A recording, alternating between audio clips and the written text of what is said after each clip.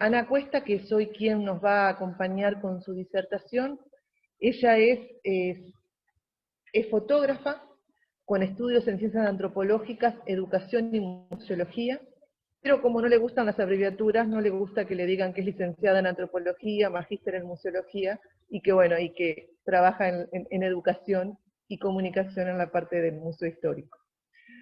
Le interesa el territorio de las personas y la fotografía documental, y desde el año 1999, aunque de forma intermitente, gracias a Aquelarre Escuela de Fotografía, ha participado en diferentes proyectos, exposiciones, publicaciones y otros esfuerzos colectivos. Hoy entonces nos acompaña Ana desde una mirada antropológica, pero nos va a contar con el título de su ponencia que se llama Crónicas de una pandemia, proyecto de foto documental, cómo ella ha visto y lo que ha visto en el transcurso de estos meses que ha sucedido en Uruguay. Sin más preámbulo, les agradezco y le doy el lugar a Ana para que ella nos cuente de qué trata su proyecto y bueno, y cuál es su mirada sobre esta situación. Bueno, primero que nada, entonces, gracias Karina por esa presentación, gracias por la invitación a participar en este ciclo, que además de estar acá presentando, lo vengo siguiendo cada miércoles, y gracias a todos los que se están conectando y que se animen nomás de repente a preguntar, a participar en la medida que vayan teniendo inquietudes. La idea es hacer esto algo un poco ameno, una charla, y estoy a disposición para responder. Bueno, a ver, si les parece voy a compartir pantalla con una presentación que armé, que básicamente en realidad son fotografías en las cuales me voy a apoyar para contar de qué va esto. Este es un proyecto, como decía Karina, de fotografía documental. Mi primera inquietud cuando recibí esta invitación, que más que agradecida estoy, fue intentar buscar, bueno, qué vínculos tiene este trabajo con la antropología, porque este trabajo no nace como una investigación antropológica, no tiene un planteo, una hipótesis antropológica por resolver, ni tampoco está dirigido a la comunidad académica, sino más bien a las personas que, estando detrás de la pantalla durante la cuarentena y el aislamiento, tenían acceso a las redes sociales.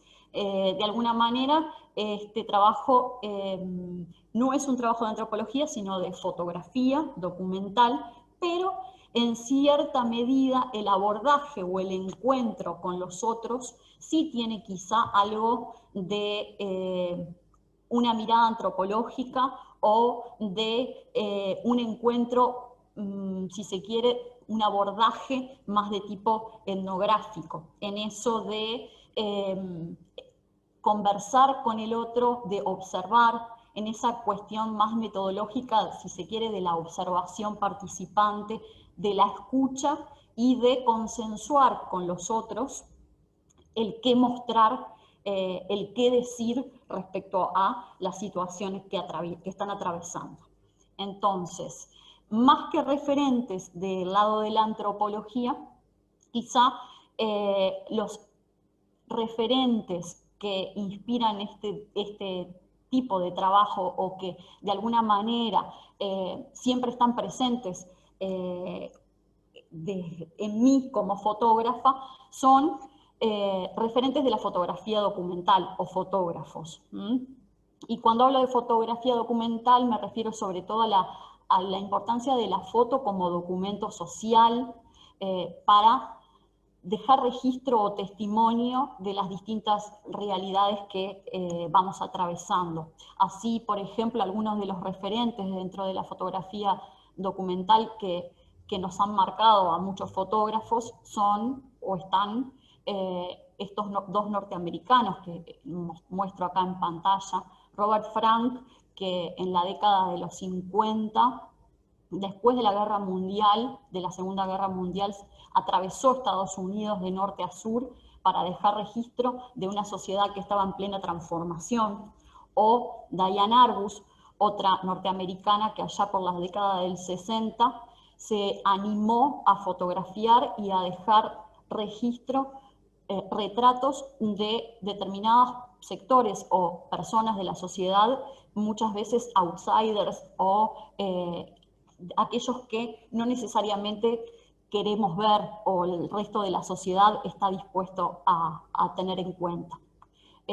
También tenemos algunos otros referentes más a nivel latinoamericano y de los últimos tiempos, a Adriana Lestido, una fotógrafa que se ha caracterizado y se caracteriza por trabajos de fotografía de larga data, retratando los vínculos humanos, y ahí quizá uno de los trabajos más interesantes que tiene es la fotografía de vínculos de mujeres, madres e hijas en cárceles, por ejemplo, también sectores vulnerables de la sociedad, o Joao Ripper, un fotógrafo brasileño que se ha dedicado a lo largo de 40 años de su vida a retratar la belleza de los otros en situaciones de tragedia o en situaciones que quizá a primer golpe de vista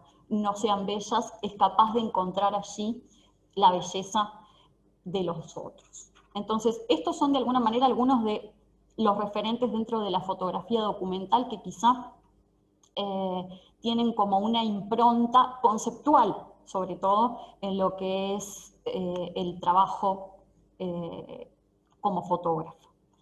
¿Qué es Crónicas de una pandemia, Diario de una pandemia? Es un proyecto colaborativo que se viene construyendo por el camino. De hecho, arrancó como justamente en el formato de crónicas, o sea, en este trabajo hay como una especie de narración ordenada en el tiempo, donde en un principio se presentaban testimonios de personas en situación de vulnerabilidad que encontraba durante la emergencia sanitaria, durante el aislamiento voluntario, y que yo describía en ese encuentro lo que conversábamos. Arrancó de alguna manera siendo una crónica, una cuestión narrativa de lo que la fotógrafa veía y escuchaba. Pero a medida que fue transcurriendo el tiempo, esa crónica se fue convirtiendo más bien en un diario, y hago esta apreciación porque dejó de ser un relato o una descripción de lo que yo veía para directamente dar a conocer o comunicar la palabra en primera persona de quienes yo entrevistaba y fotografiaba. Por eso, como digo, es un trabajo que ha ido y viene cambiando a medida que esta situación que vamos atravesando también se va desarrollando y también va teniendo esa cuestión de incertidumbre y esa cuestión de dinamismo, de cambio.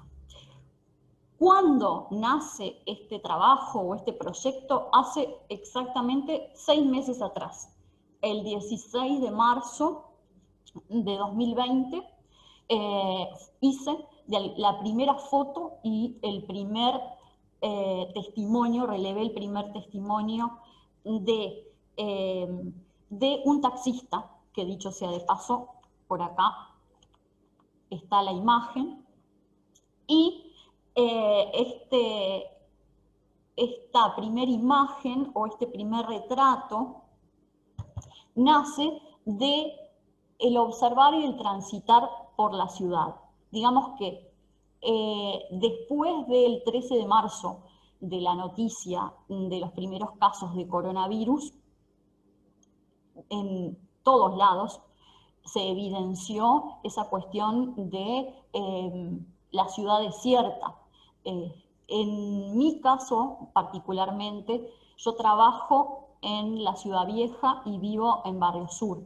En ese transitar por el centro, digamos que del 13 de marzo al 14 de marzo, mejor dicho, al 16, que fue un lunes, de un viernes a un lunes, la ciudad pasó de estar completamente poblada a despoblada. Y ahí como que mi pregunta fue la de ¿dónde está toda esta gente que vive del día a día y vive del movimiento de la ciudad? ¿Qué pasa con los trabajadores y las trabajadoras que dependen de que otros estén y que de repente no pueden parar, no pueden quedarse en casa y tienen que salir a ganarse el día a día? Entonces, este trabajo nace más de una reflexión previa, nace de una observación y nace de una preocupación, más que nada una intuición de que ahora con el diario del lunes también es fácil decirlo, pero de que algo grave estaba pasando en el sentido de que todos todos estábamos cambiando o la situación nos estaba transformando de alguna manera.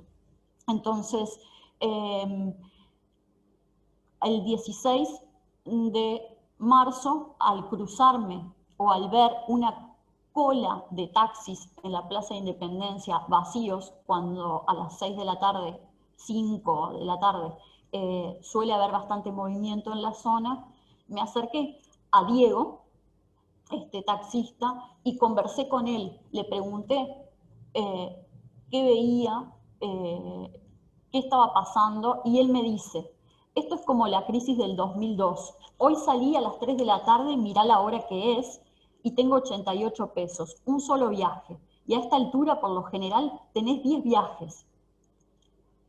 Vos imaginate, hoy me llevo 16 pesos, me voy para mi casa con 16 pesos. Digamos que esto, de alguna manera, todos los que hemos vivido la crisis del 2002 sabemos lo fuerte que fue o lo que nos costó, y de alguna manera esa sensación como de crisis estaba desde el principio en el ambiente.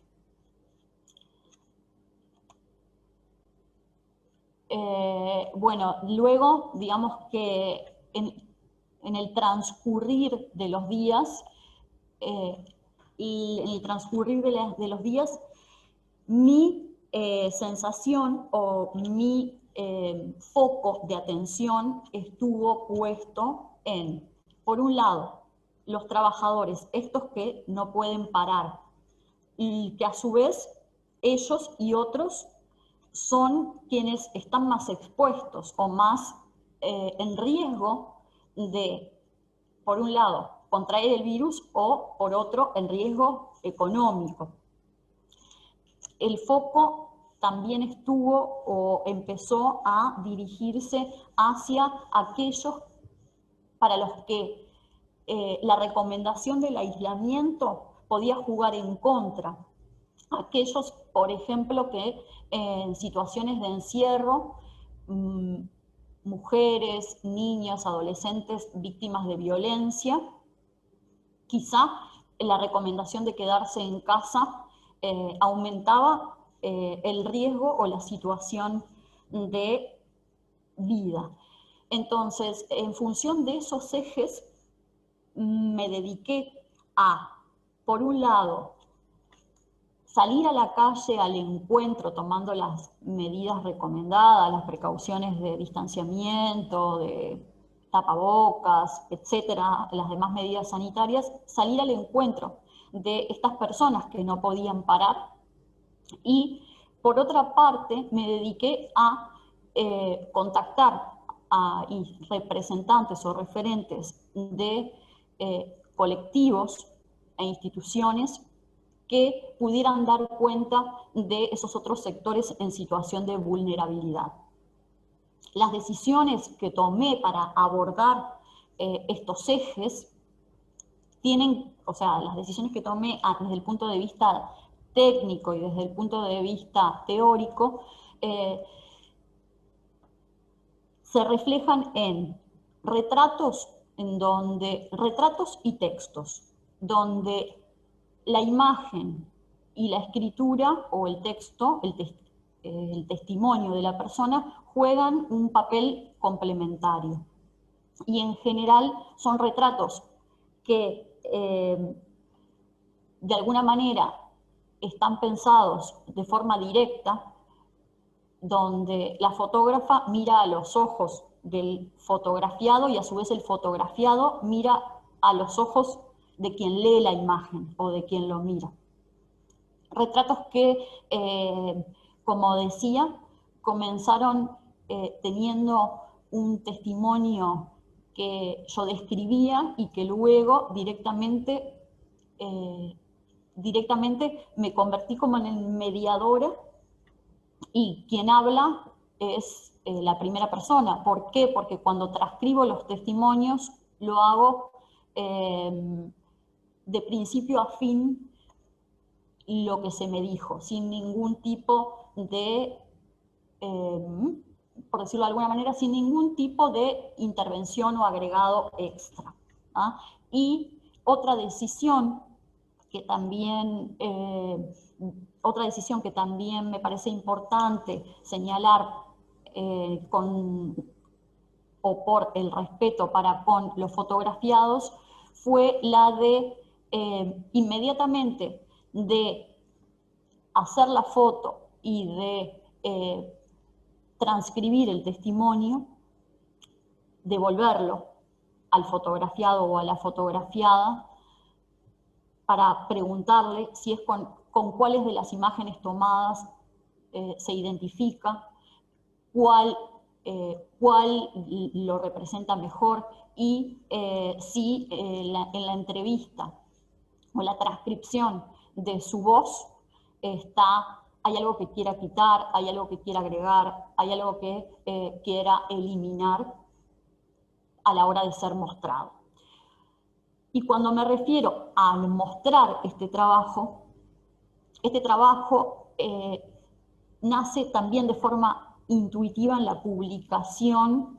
La publicación de este trabajo nace intuitivamente con esa necesidad de compartir lo que estaba viendo con quienes están en la casa, aislados, y de repente no están teniendo contacto con el afuera. Entonces, ¿quiénes son los que están afuera y qué es lo que está pasando afuera? De ahí la primera decisión en materia de publicación, que fue llevarlo a las redes sociales. Como fotógrafa en general, y creo que a muchos fotógrafos nos ha pasado, hacemos trabajos a veces de largo plazo o de largo aliento que no mostramos hasta que no están finalizados. Sin embargo, acá la importancia era mostrar en ese momento y en esa situación qué estaba ocurriendo en la calle. De ahí esa cosa de, bueno, recordar o compartir con quienes están adentro: hola, nosotros no podemos quedarnos adentro, no podemos quedarnos en casa, estamos acá. Y de alguna manera establecer ahí una empatía entre las personas. Y eso también me parece importante en lo que tiene que ver con este trabajo, que lo que se busca con la cámara es acercarse a los otros, o una fotografía de la cercanía, de lo emocional. Y acá, buscando referencias en el terreno de la fotografía, descubrí en este último tiempo a un fotógrafo, Armando Salazar, con cuyas palabras me siento identificada. Y dice lo siguiente: necesito del diálogo y de la cercanía emocional. Registrar fotográficamente no es para mí un hecho físico medible, es un sentir interior. Creo en la distancia emocional, esa que me permite acercarme. Y creo yo esto, que más aún en situaciones donde lo que se propone es la distancia física o el aislamiento, a veces más hace falta esto de acercarnos. En el tipo de fotografía que hago, establezco con el sujeto una especie de diálogo. Su presencia me topa y mi presencia genera algo en su ser, porque ser fotografiado significa ser tomado en cuenta. Y este hecho algún efecto produce en los dos. Y en esto también me recuerda en lo que es la metodología o etnográfica o el viaje antropológico, esto de que modifica al antropólogo y que hay un antes y un después de ese contacto, un antes y un después en este acercamiento. Bien, bueno, y entonces por acá, con el pasar de los días tenemos a algunos de los retratados. Raúl, que trabaja en la Plaza Independencia, lustrando calzado. En el momento en que lo fotografié eran las 12 del mediodía y no había nadie en la plaza. Él es jubilado del rubro, jubilado feriante, y desarrolla este oficio como complemento a su jubilación. Ahora, por suerte, Raúl ha vuelto a la plaza con el movimiento de los trabajadores de las oficinas y de la zona, que son los que de alguna manera hacen posible esa labor.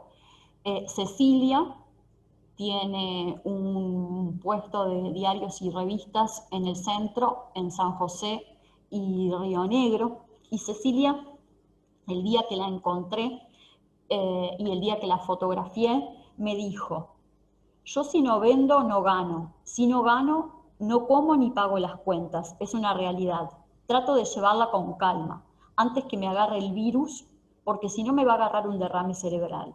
Voy encarando el día a día, porque es lo único que vivimos, el día. Esto, Cecilia fue la persona que yo entrevisté el día número 15. Esto arranca el 16 de marzo y de alguna manera yo voy hablando y retratando y documentando diariamente algún trabajador o alguna persona integrante de un colectivo. Desarrollo esta tarea del diario, del ejercicio de acercarme diariamente a estas personas durante 55 días, durante los primeros 55 días. Y ahí debo decir que he tenido el apoyo y la colaboración de algunas personas, como de mi propia familia o amigos, que han estado dando una mano en lo que es la desgrabación de los testimonios, porque partí de la idea de grabar la voz y luego transcribir esos testimonios. Otra pregunta u otra preocupación que surgió en los primeros días de este proyecto tuvo que ver con, bueno, ¿qué pasa con las personas que se les recomienda quedar en casa pero que no tienen casa? Entonces, ahí la inquietud, o mi inquietud fue, es importante hablar y es importante dar a conocer la voz de quienes de repente viven en un refugio o que no tienen un lugar donde vivir. Ahí me contacté con referentes de un colectivo, el colectivo Ni Todo Está Perdido, conformado por personas en situación de calle, y hablé con Juan. Juan, que es la persona que ven arriba, es un músico callejero que vive en un refugio, y él me contó cómo se estaba organizando el colectivo NITEP, cómo estaba negociando con las autoridades, con el Ministerio de Desarrollo Social, la búsqueda de soluciones para este grupo de personas. Entre las cosas que planteaba el colectivo NITEP, algunas se llevaron a cabo y otras no.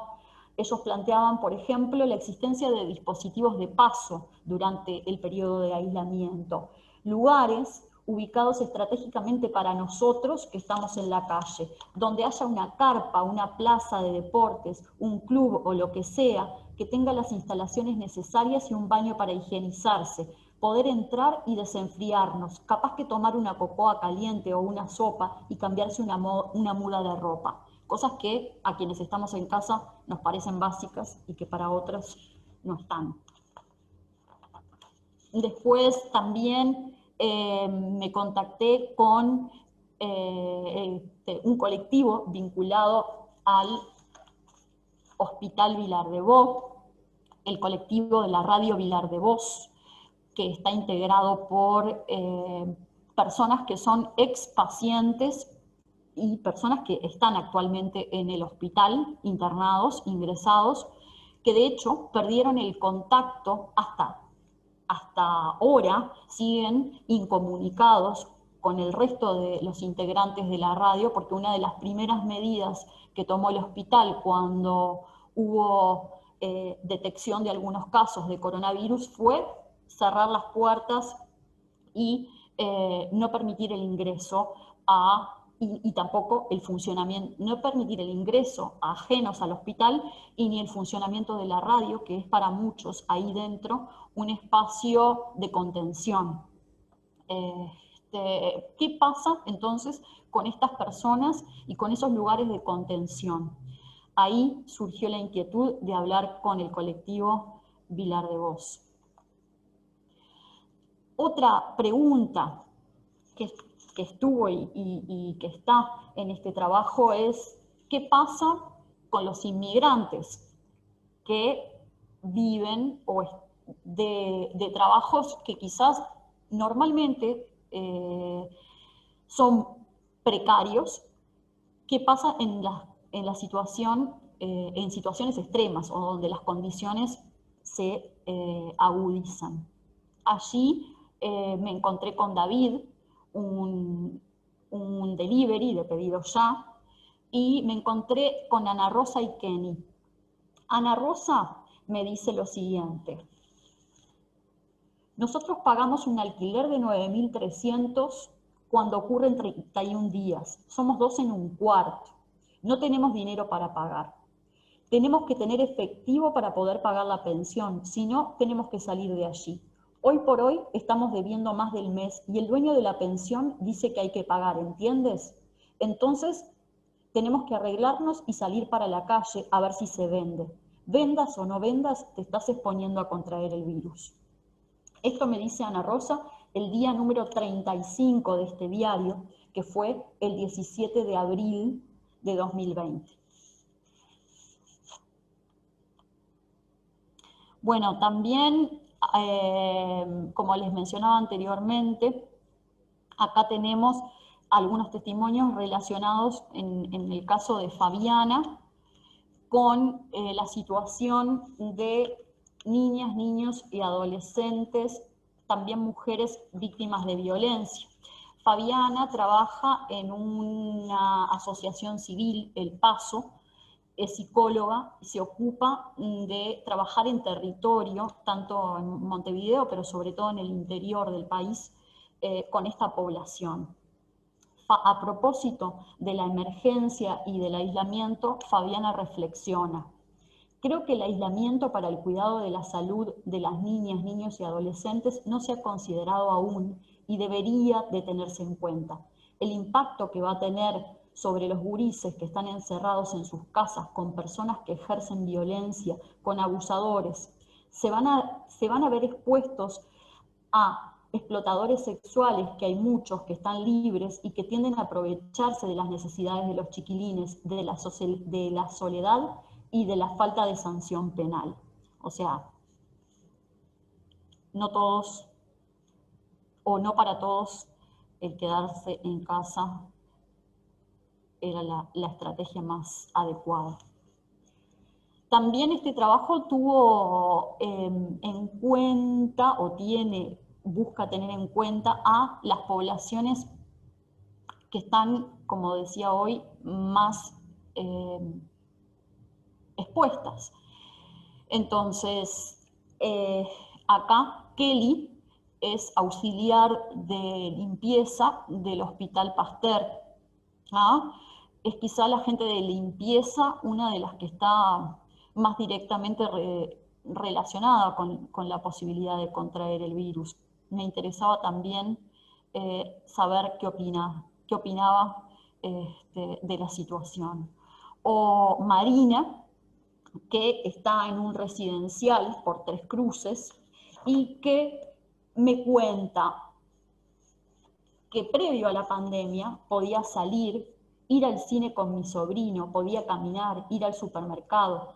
Para mí, con esta situación cambió muchísimo. A pesar de que estoy bien y todo, se me hace más pesado. Me siento como oprimida, porque se está controlando que hagan o que no hagan, que te pongas el alcohol en gel, que no te acerques al otro. Me siento como en prisión, dice Marina, que el aislamiento le impidió la visita de sus familiares.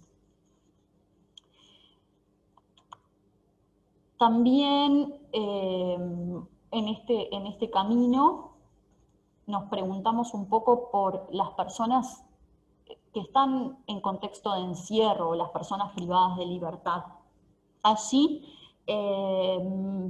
hablamos con Damián, que es un músico, él hace hip hop y de hecho está en Punta de Rieles, en el INR, que es una cárcel bastante especial para personas con comportamiento ejemplar, y de hecho él tiene salidas transitorias, sale para toques, para shows, y me hablaba de cómo se vivía la cárcel o cómo se vivía Punta de Rieles en esta situación de la emergencia sanitaria.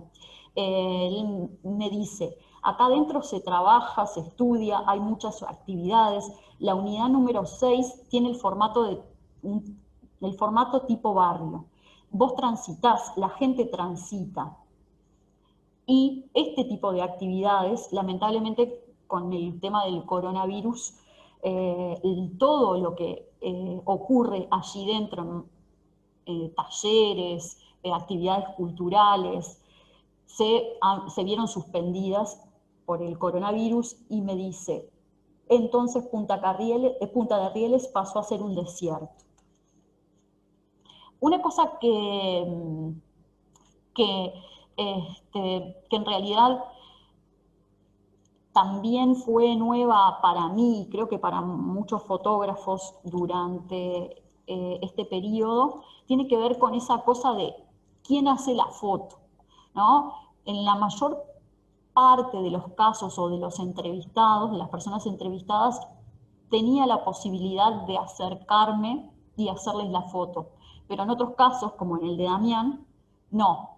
Entonces, la idea fue, con algunas de estas personas entrevistadas, que ellos mismos tomaran su foto, o sea que esto es un autorretrato, no es una foto de mi autoría, sino que es una foto que se hizo Damián, y el diálogo o la conversación la tuvimos vía WhatsApp. Ahí está parte de lo que es su testimonio. Y otra cosa que les quería comentar tiene que ver con esta construcción del proyecto, del trabajo y los cambios durante la marcha. El 16 de marzo o los primeros días cuando esto arrancó, generalmente yo le preguntaba a los entrevistados su nombre, su edad, su ocupación, y les preguntaba qué cambió en su vida laboral o qué cambió en su cotidianidad después del 13 de marzo. O sea, el impacto de la pandemia era como la pregunta principal. Con el transcurrir del proyecto, esas preguntas iniciales se convirtieron en una entrevista un poco más estructurada o estandarizada, que son las 5 mismas preguntas que se le realizan a todos los entrevistados. y a su vez, a medida que va transcurriendo el tiempo, los cambios que han ocurrido en las etapas de esta emergencia sanitaria. Otra cosa que también a mí me parece como fundamental es esto de negociar, de consensuar con la persona entrevistada qué es lo que quiere que se diga, qué es lo que quiere que se muestre de sí. Y esto es algo que generalmente lo establecemos conjuntamente, o por eso hay como una especie de coedición, o una edición colaborativa. De ahí es esta cuestión de que mencionaba de que es un proyecto colaborativo entre quien entrevista y quien es entrevistado y fotografiado. Bueno, empezamos a incluir también otras voces, por ejemplo, la de los profesionales, las personas que, como en el caso de Valentina, que es miembro del Instituto Clemente Estable y quienes vieron, digamos, en esta situación la oportunidad de convertir la emergencia y la situación que atravesamos en una experiencia educativa. La gente del Clemente Estable concursó, por ejemplo, ante la ANI para generar, quizás ustedes muchos ya lo han visto y lo conocen, un proyecto que son una serie de historietas y juegos vinculados a qué es, a explicar a la población general y a los niños principalmente qué es el coronavirus y cómo tomar medidas, cuidarnos al respecto. También este trabajo tiene un vínculo directo con la agenda de noticias y de la agenda política o el día a día.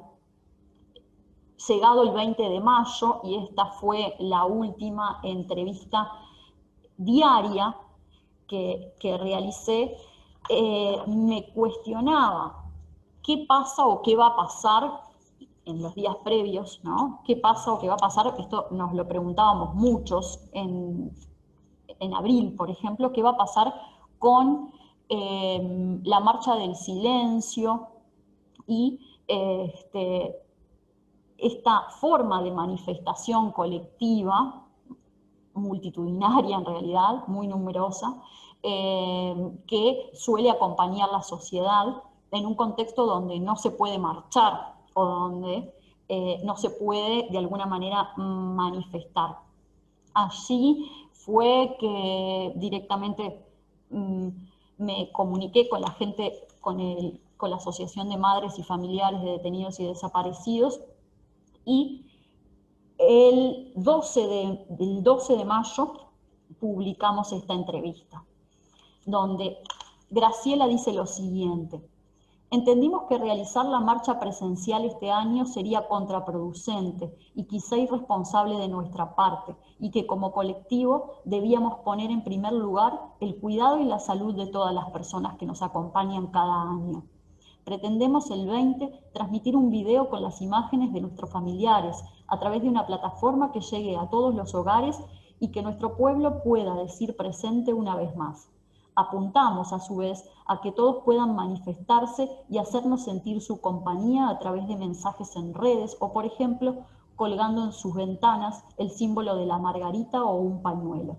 De esta forma, sentiríamos que estamos marchando todos juntos, diciendo presente y reclamando por verdad y justicia. Y así fue, así se hizo. Fue una de las marchas con más adhesión en toda la historia de las marchas del silencio. Después, este trabajo empezó a cubrir las vueltas a la normalidad. Y cuando se retomaron las clases, una de las preocupaciones, o de mis preocupaciones, era cómo habían vivido la cuarentena y el aislamiento los adolescentes, por ejemplo. Maya, que tiene 14 años, me dijo: la cuarentena y estar todo el tiempo en casa me sacaba las ganas de hacer alguna actividad. Se me hizo bastante difícil y no terminé por acostumbrarme. De hecho, estoy completamente segura que no me agrada del todo y que aunque sea más cansador, voy a preferir las clases presenciales. Volver me trae bastante emocionada. Juntarnos de nuevo con mis amigos es lo que más me falta. También Emilia, por ejemplo, me comentaba que vivió el embarazo de una manera bastante particular, aislada de su familia, ¿no? Con la única persona con la que tenía contacto era con su marido, y con el resto del mundo vía WhatsApp, como muchos, ¿no? Siguiendo esta idea de lo que iba ocurriendo o la agenda de noticias, empezaron los brotes fuertes en otros departamentos, como es el caso de Rivera. Allí nos comunicamos con un vendedor de la línea de frontera que nos dio su perspectiva de lo que estaba ocurriendo, y también fue a través de esta vía del WhatsApp. Los feriantes, las cuadrillas, en este caso de un grupo de jóvenes exliberados, o sea, expresidiarios, digamos, los profesionales, aquellos que tuvieron que parar necesariamente, como Fernanda, que es dentista, y me dice: nuestra profesión es la primera o la que tiene más riesgo de contagio al profesional y contagio entre pacientes.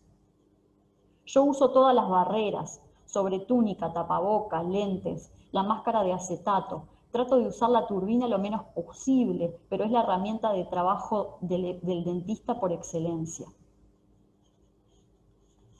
Me habla un poco de los pacientes que se animan a atenderse y los que no. Y en el marco de esta pandemia empieza esta cuestión del pueblo de solidarizarse entre sí.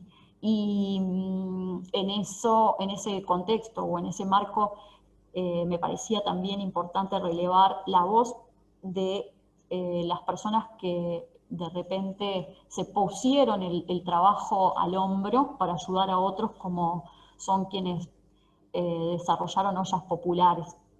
Ahí, en Pueblo Victoria particularmente, estuve con un par de personas que en sus casas y con sus recursos, más lo que recibían de los vecinos del barrio, desarrollaban estas ollas. Algunas de ellas, como la de Julio, ya no funciona más porque ya no recibe colaboraciones. Luego, en esta vuelta a la normalidad, las escuelas, tuve contacto con maestros comunitarios, en el caso Federico de Piedras Blancas, en una escuela de Piedras Blancas, o en el caso de Ángeles, que fue es una maestra rural de Soriano, del Perdido, con la que pudimos conversar sobre esa separación de un vínculo tan cercano y tan familiar como es el del maestro rural con sus niños. Y bueno, el sector cultural. Acá tenemos a Viviana y a Horacio. Viviana, que es iluminadora, o sea, trabaja como técnica en teatros, en espectáculos musicales, en danza. Y Horacio, que es escritor, y que este rubro, el de la cultura, ha sido o viene siendo uno de los últimos en poder volver a la normalidad. Ahí, y en ese sentido, Viviana me dice, el sector cultural está atravesando un momento muy complejo. Muchas patas están inactivas y el retorno a la actividad parece ser lento. Cuando hablamos de una sala, por ejemplo, tenemos que pensar que la sala no es solo la actriz, es también la diseñadora, la directora. Son muchas otras personas las que acomodan, las de limpieza, las de seguridad. Estamos siendo los últimos en levantar el telón y es preocupante de algún modo. Bueno, en esta otra línea de los colectivos y los esfuerzos de redes y de solidaridad, surgen algunas propuestas que nos interesó también documentar o que nos interesó registrar. La gente del sindicato de la aguja, vinculado a la vestimenta, durante esta emergencia sanitaria se dedicó, por ejemplo, a confeccionar tapabocas y entregarlos solidariamente en ollas populares, en merenderos, entre gente que quizá tenía menos acceso a ese recurso. Y bueno, aquí estamos en esta etapa de seguir cubriendo, seguir dejando registro de las voces o de las distintas voces y colectivos durante esta emergencia sanitaria. La idea o el plan es desarrollar este proyecto y ponerle un punto hasta que se acabe el periodo de la emergencia. Las entrevistas ya no son diarias como los 55 días iniciales, sino que son periódicas, las realizo con un promedio de una semana, 10 días, en función de lo que va aconteciendo, de quienes se van viendo afectados en mayor o en menor medida por esta situación que atravesamos. Y ha pasado o ha dejado de ser una propuesta personal y es ahora de tipo colectiva.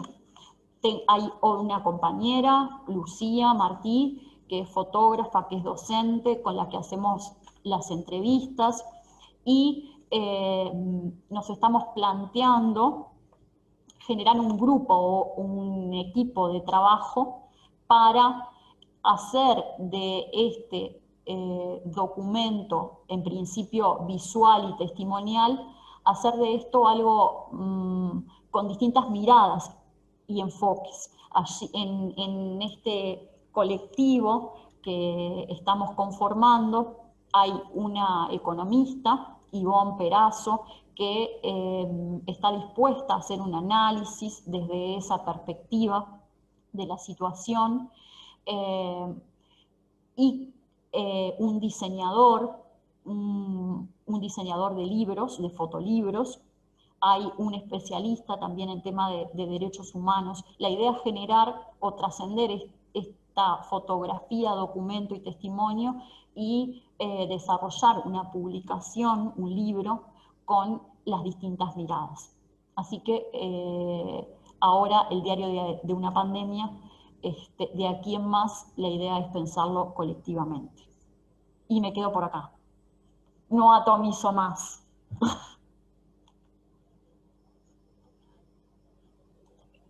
Bueno, gracias también. Dejo los datos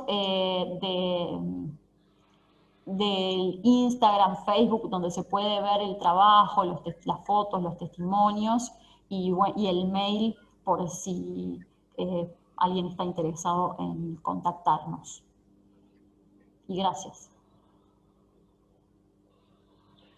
Ana, muchísimas gracias a ti. Realmente ha sido una ponencia muy interesante, muy rica, muy diversa, como la propia realidad. Y bueno, nos gustaría que si alguien... Ah, tenés que dejar de compartir Tengo que dejar pantalla. Exacto, sí, es lo que estaba buscando ahí. Ahí está. Ahí está. Y silencio el micrófono. Bueno, no sé si me... Bueno, no, te decía que bueno, que muchísimas gracias, que realmente ha sido muy interesante y realmente diversa como la vida misma, y nos da una perspectiva bastante amplia, ¿no? De otras realidades que a veces no estamos tan cercanos. Aquel que quiera contestar, aquel que quiera preguntar o contestar también, estamos abiertos y bueno, escuchamos o comentarios o algún aporte que le quieran hacer a Ana, o Ana, algo que tú que quieras enfatizar un poco más. Así que bueno, simplemente se abren el micrófono o levantan la manito.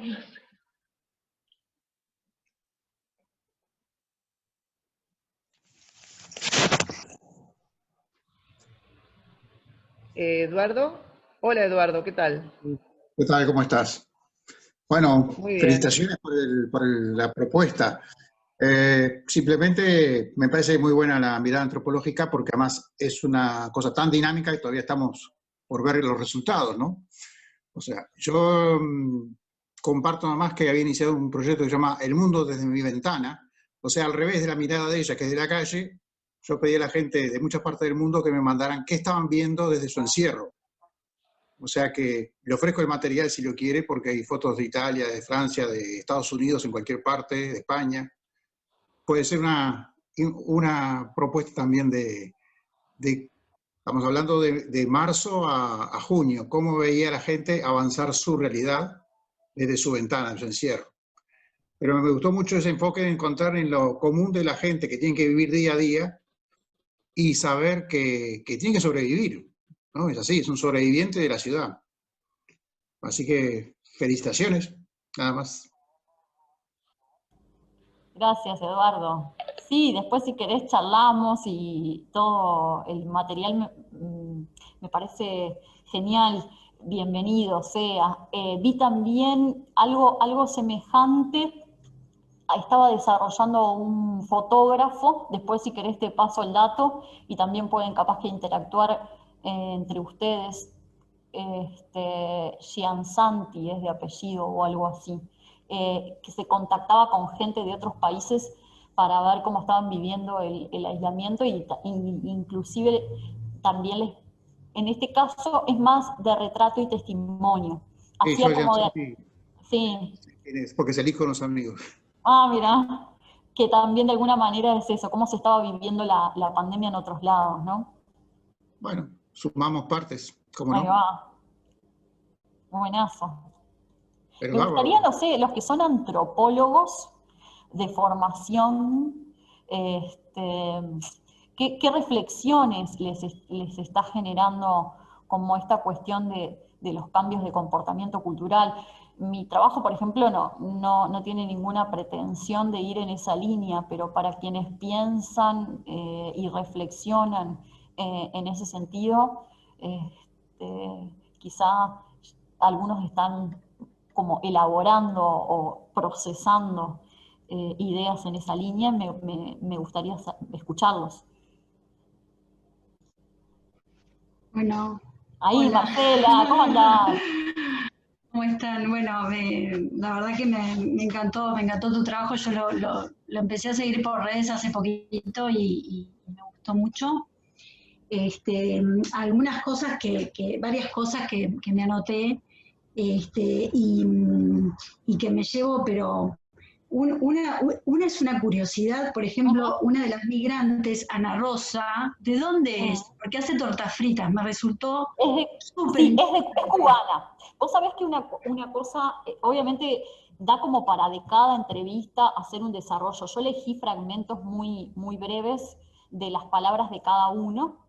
Ana Rosa y Kenny son cubanos y en realidad quien hace las tortas fritas es Kenny y se le enseñó a hacerlas una Claro. uruguaya. Y él simplemente como vio que la torta frita, sabe, mejor dicho, que la torta frita funciona, empezó a replicar, ¿no? O vio una salida, vio por ese lado de hacer tortas fritas. Y de hecho hay cubanos y hay venezolanos haciendo tortas fritas venezolanos. Lo que pasa es que tienen como la arepa, que quizá, Arepa, claro. claro, que quizá la salida va más por el lado de la arepa.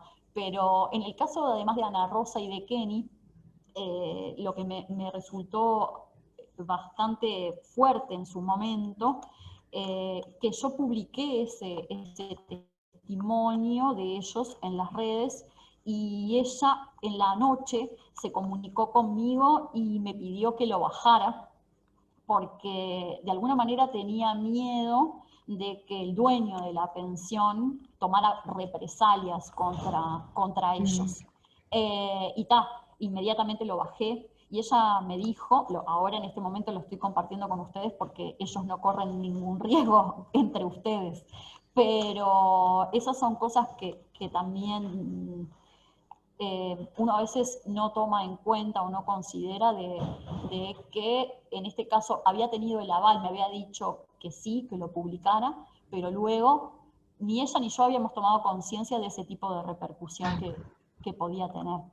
Y Sí, así, que eso te habla de la precarización, ¿no? Tanto del trabajo como de la vivienda, porque si estás alquilando, no tiene modo de sacarte sin causa justa, ¿no? Entonces, por ahí tiene que ver con, es otro costado más de la misma realidad, ¿no? sí. Eso me resultó interesante, y después esto que hablabas de las personas que están obligadas o como política de Estado, ¿no? El quédate en casa. Yo soy uruguaya pero vivo en Argentina, y se habló mucho de esto del quédate en casa, y entonces, bueno, algunos decían, bueno, ¿y qué casa? Y otros se preguntaban, ¿y en qué condiciones son esas casas? ¿No? Como que ese discurso está solo para algunos, ¿no? Está muy sectorizado. Parece que en la cabeza de las personas que piensan las políticas no están contempladas todas las personas. Entonces, eso me pareció como súper interesante, como para que lo podamos ver, que eso sí tiene que ver como con ese extrañamiento, porque para mí, que tiene que ver con la antropología, ¿no? Para mí quédate en casa es una cosa, bueno, pero ¿qué quédate en casa para esa otra persona, ¿no?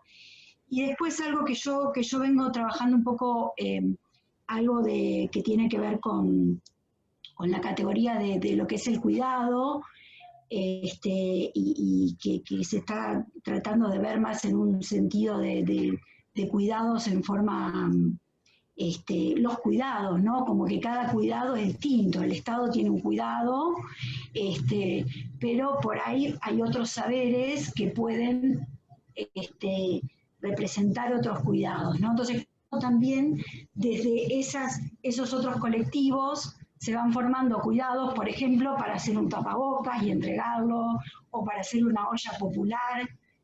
O sea, eso me pareció como también se va filtrando otros cuidados de Sí, las y las propias redes de personas. solidaridad, las redes, ¿no? Cómo a veces algunos grupos se fortalecen o se crean para actuar como sostén. Eso me parece súper interesante, porque también para los que tenemos una formación más del lado o que arrancamos por el lado más de una formación de la medicina basada en la evidencia, después nos fuimos más para las ciencias sociales, bueno, parece que el cuidado siempre viene desde el experto y va de arriba hacia abajo, y hay alguien que sabe cómo cuidar, y sin embargo están esas otras redes ¿no? que van como navegando otros caminos, y también muchas veces son personas que saben cómo cuidarse colectivamente, ¿no? También si uno los deja o les va brindando algún tipo de apoyo. Así que la verdad que me gustó mucho. Bueno, gracias por las reflexiones. Esas reflexiones, me quedo con la del cuidado, que para seguirla pensando por ahí. Sí, sí, sí. Bueno, te felicito. Gracias, Me Marcela. encantó. Bueno, no sé Veo si acá alguien alguna más. gente que Ahí pregunta en en el el chat chat. sí te iba a comentar Sí, eso. veo acá, a ver, que me dice Banda. Joana, ¿Piensas en presentar este trabajo en liceos en algún momento? En realidad no lo había pensado, no lo he pensado, más bien siempre, desde que arrancó esto, siempre lo pensé como una publicación, como libro documento, por el hecho de que la situación que atravesamos es una situación histórica, o de un impacto, ¿no? Esta cuestión de un antes y un después, y lo vi en un formato que perdure, o lo vi en un formato de libro, que es eso, ¿no? Como que quede registrado e impreso. Pero puede ser interesante lo que es llevarlo a un formato taller o a un formato educativo, como me estás proponiendo acá, Wanda. Podría ser interesante, sí. No lo había pensado de ese modo, pero podría ser. Después acá veo que alguien dice, Joana, para la situación de Emilia, que era el retrato de la chica embarazada. Ella vive con su pareja, sí, vive con su pareja. De hecho, su hijo se llama Vicente y acaba de nacer yo la entrevisté a Emilia en junio, creo, por ahí, o julio, y ahora no tengo los datos, porque ya van desde el 16 de marzo al 16 de septiembre 187 días y 84 entrevistas. Así que ahora no tengo los datos específicos de Emilia, pero la entrevisté en junio, julio, y su hijo nació en agosto. Así que ya lo tenemos entre nosotros. Y si estaba embarazada al momento de iniciar la cuarentena, cuando yo la entrevisté estaba de 7 meses, así que sí, estaba embarazada, de muy poco tiempo, pero estaba embarazada al momento de iniciar la cuarentena. Y justamente vivió casi todo el embarazo en aislamiento. Y yo le preguntaba, ¿vos sentís que esto tuvo algún tipo como de repercusión en tu forma de vivir el embarazo? Y es que en realidad no tuvo otro modo con cuál compararlo, ¿no? Es lo que tocó. Y después veo que Florencia dice, ¿planeas hacer un seguimiento a personas con depresión o problemas de salud mental, así también como han llevado su tratamiento y los inconvenientes que han tenido? Bueno, el tema del seguimiento es algo que no o sea, que me lo he cuestionado, pero que no lo he implementado, tanto en el seguimiento de las mismas personas que ya he entrevistado, que las primeras en marzo, ver en qué situación están ahora. Con algunas he tenido contacto y con otras no. O sea, con algunas he seguido teniendo contacto y con otras no. Y específicamente con el caso de las personas con depresión o problemas de salud mental, son, digamos, 2 o 3 casos que he entrevistado, y podría hacer un seguimiento de ellas, pero en principio no es el objetivo del trabajo, ¿no? El trabajo tiene como que el objetivo es como cubrir la diversidad de situaciones en plan sincrónico, como un pantallazo, un recorte, esto en este momento y en este lugar, no necesariamente con un seguimiento de casos específicos. Bueno, gracias, Joana, y creo que respondí las que estaban en el chat.